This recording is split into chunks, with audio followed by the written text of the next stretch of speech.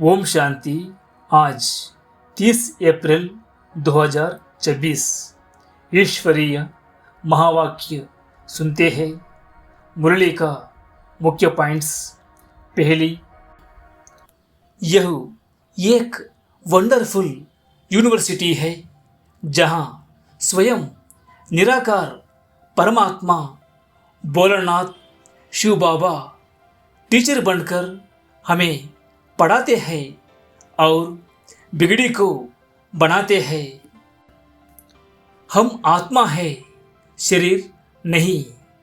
आत्मा ही पढ़ती है और संस्कार आत्मा में ही होते हैं। शरीर का नाम बदलता है पर आत्मा और शिव बाबा का नाम अविनाशी है। पावन बनने और आधा कल्प के महारोग से मुक्त होने के लिए 7 रोज भट्टी में रहना अनिवार्य है ताकि बुद्धि में ज्ञान की धारणा हो सके। अब पुराना चोला और पुरानी दुनिया खत्म होने वाली है। सबको पवित्र बनकर वापस घर जाना है। नई दुनिया की स्थापना बाहुबल से नहीं बल्कि योग बल से होती है। सतयुग एक पावन दुनिया है जहां संपूर्ण निर्विकारी राजा रानी होते हैं। जब नया मकान तैयार होता है तो पुराने से दिल हट जानी चाहिए। इस पुरानी दुनिया से बुद्धि का मुख मोड़कर स्वीट होम को याद करना है। सब आत्माएं 84 जन्म नहीं लेती। जो बाद में आते हैं उनके जन्म कम होते हैं। फालतू डिबेट में समय गंवाने के बजाय याद की यात्रा पर ध्यान देना है।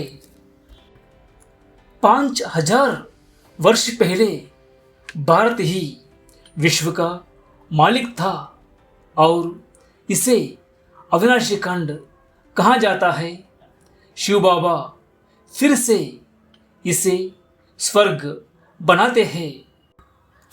जो बाबा के अर्थ बहुत सर्विस करते हैं, मनुष्यों को देवता बनाने की सेवा करते हैं, वे बाबा को बहुत प्यारे लगते हैं। ईश्वरीय कुल की स्मृति में रहने से हम समर्थ स्वरूप बनते हैं और माया का सामना सहजता से कर सकते हैं। ओम शांति। मीठे बच्चे, तुम्हारी यह वंडरफुल यूनिवर्सिटी है जिसमें बिगड़ी को बनाने वाला भोलेनाथ बाप टीचर बनकर तुम्हें पढ़ाते हैं। इस कयामत के समय में तुम बच्चे सभी को कौन सा लक्ष्य देते हो? उत्तर, हे आत्माएं, अब पावन बनो। पावन बनने बिगर वापस जा नहीं सकते। आधा कल्प का जो रोग लगा हुआ है जिससे मुक्त होने के लिए तुम सबको 7 रोज भट्टी में बिताते हो। पतितों के संग से दूर रहे। कोई भी याद ना आए तब कुछ बुद्धि में ज्ञान की धारणा हो। गीत तूने रात गवाई। ओम शांति। यह बच्चों को किसने कहा? क्योंकि स्कूल में बैठे हुए तो जरूर टीचर ने कहा। प्रश्न उठाता है, यह टीचर ने कहा, बाप ने कहा, वाह सदगुरु ने कहा। यह वर्शंस किसने कहें? बच्चों को बुद्धि में पहले पहले यह आना चाहिए कि हमारा बेहद का बाप है, जिसको परमपिता परमात्मा कहा जाता है। तो बाप ने भी कहा, शिक्षक ने भी कहा, तो साथ साथ सदगुरु ने भी कहा। यह तुम्हारी बुद्धि में है। जो स्टूडेंट है और कॉलेज व यूनिवर्सिटी में टीचर पढ़ाते हैं, उनको कोई फादर व गुरु नहीं कहेंगे। यह है भी पाठशाला, फिर यूनिवर्सिटी कहो व कॉलेज कहो, है तो पढ़ाइए ना। पहले पहले यह समझना है, पाठशाला में हमको कौन पढ़ाते हैं। बच्चे जानते हैं कि वह निराकार जो सभी आत्माओं का बाप है, सर्व का सद्गति दाता है, वह हमको पढ़ा रहे हैं। यह सारी रचना उस एक रचना की प्रॉपर्टी है। तो खुद ही बैठ रचना के आदि मध्य अंत का राज समझाते हैं। तुम बच्चों ने जन्म लिया है बाप के पास। तुम बुद्धि से जानते हो हम सभी आत्माओं का वह बाप है, जिसको ज्ञान का सागर नॉलेजफुल कहा जाता है। ज्ञान का सागर है, पतित पावन है। ज्ञान से ही सद्गति होती है।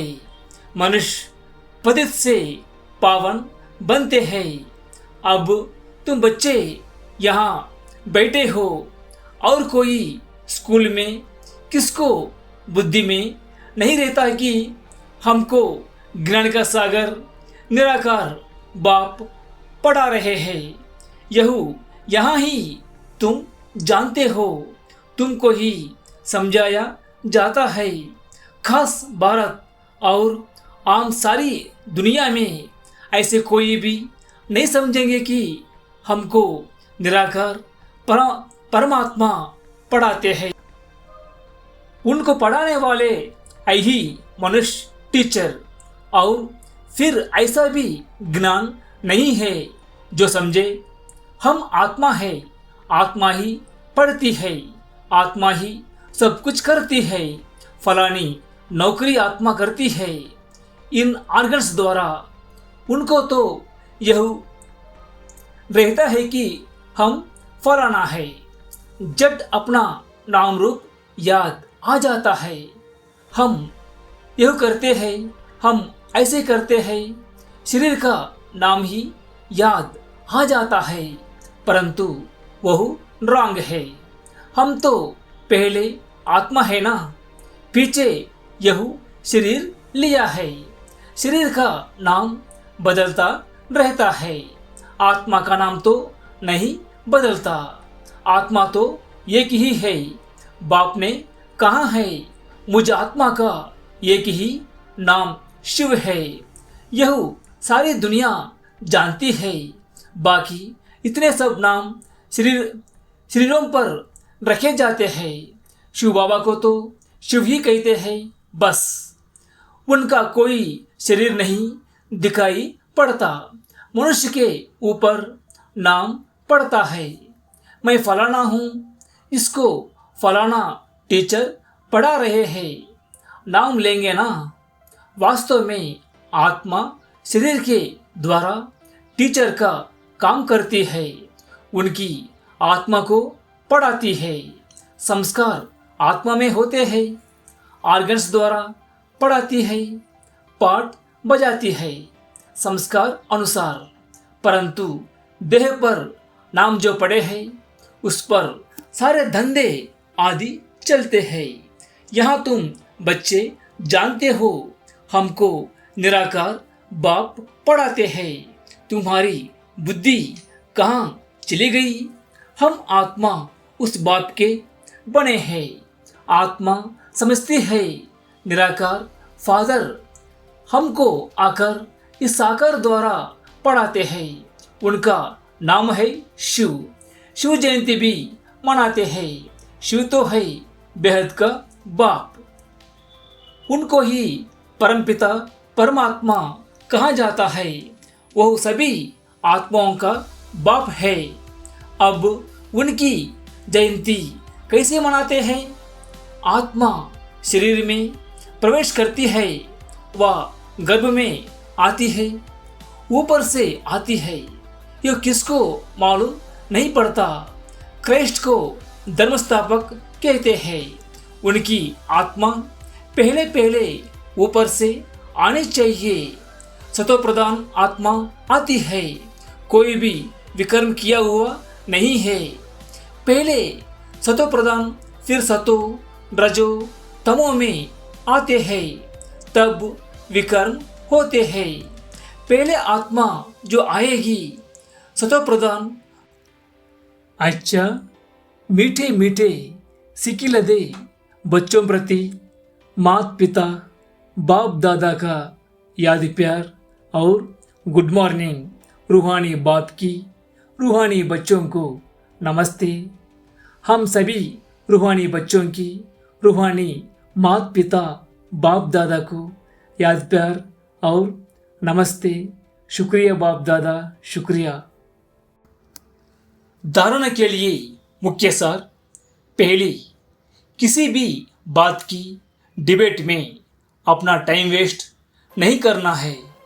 व्यर्थ की बातों में बुद्धि जास्ती ना जाए।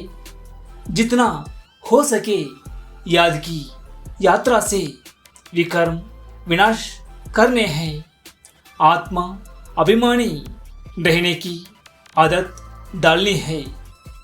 दूसरी, इस पुरानी दुनिया से अपना मुंह फेर लेना है। शांतिधाम और सुखधाम को याद करना है। नया मकान बना रहे हैं तो पुराने से दिल हटा लेनी है। वरदान, ईश्वरीय कुल की स्मृति द्वारा माया का सामना करने वाले सदा समर्थ स्वरूप भव। किसी भी कार्य में सफलता प्राप्ति करनी है तो पहले स्मृति द्वारा समर्थ स्वरूप बनो। समर्थ आने से माया का सामना करना सहज हो जाएगा। जैसी स्मृति होती है वैसा स्वरूप बन जाता है। इसलिए सदा पावरफुल स्मृति रहे कि जब तक यह ईश्वरीय जन्म है तब तक हर सेकंड, हर संकल्प, हर कार्य ईश्वरीय सेवा पर हूँ। हमारा यह ईश्वरीय कुल है। यह स्मृति की सीट सर्व कमजोरियों को समाप्त कर देगी। स्लोगन, सत्य समय प्रमाण स्वयं सिद्ध होता है, उसे सिद्ध करने की आवश्यकता नहीं। अव्यक्त इशारे, महान बनने के लिए मधुरता और नम्रता का गुण धारण करो। मेजॉरिटी के सामने सर्विस में बाधा डालने वाला मुख्य विघ्न आता है। मैंने यह किया, मैं ही यह कर सकता हूँ, यह मैंपन आना, इसको ही कहा जाता है ज्ञान का अभिमान, बुद्धि का अभिमान, सर्विस का अभिमान। इन रूपों में ही विघ्न आते हैं। इस प्रकार के विघ्नों को समाप्त करने के लिए सदा एक शब्द याद रखना कि मैं निमित्त हूँ। निमित्त बनने से ही निराकारी, निरहंकारी और नम्रचित्त, निसंकल्प अवश्य में रह सकते हैं। यही धारणाएं वायुमंडल को निर्विघ्न बना देती है। प्यारे भाइयों और बहनों, आशा है कि आज की मुरली से आपको ईश्वरीय ज्ञान की गहरी अनुभूतियाँ हुई होंगी। जैसा कि आप जानते हैं, इस ज्ञान गंगा को जन जन तक पहुंचाने के लिए यह छोटी सी सेवा की जा रही है। यदि आप भी इस ईश्वरीय सेवा के कार्य में अपना सफल करना चाहते हैं और अपना अमूल्य सहयोग देना चाहते हैं, तो स्क्रीन पर दिए गए फोन पे क्यूआर कोड को स्कैन करके अपना योगदान दे सकते हैं। आपका यह छोटा सा सहयोग इस सेवा को और भी बेहतर बनाने और अधिक लोगों तक पहुंचाने में सहायक होगा। याद रहे, परमात्मा के कार्य में लगाया गया एक एक पैसा हमारे लिए कई गुना बनकर लौटता है। सहयोग के लिए आपका बहुत बहुत धन्यवाद। ओम शांति।